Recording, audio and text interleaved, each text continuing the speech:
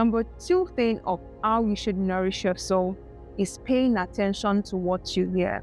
Yes, what you listen to, how you spend your ear time, right? Who you listen to, the conversations that you have, right? You must begin to pay attention to these things because they don't just dent your soul, but they create the weight at which you are able to interpret what God has deposited in your soul.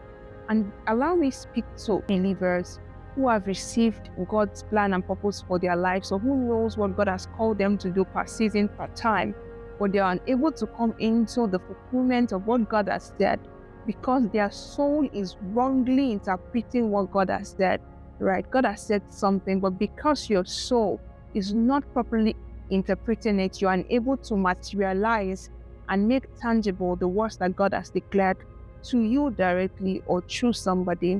And that's why it's important, like scripture gives us admonition in Romans 12:2, that we should not be conformed to this world, but we should be transformed by the constant renewal of our mind. And so it means that your mind is a tool at which God will invade your space, at which God will come to you, at which you will experience God, at which you will live the blueprint of God for your life. And this means that you must pay attention to what you're hearing. You could be hearing God's voice and hearing other voices. You're hearing what the word is saying, you're hearing what people are saying, you're hearing what people are thinking.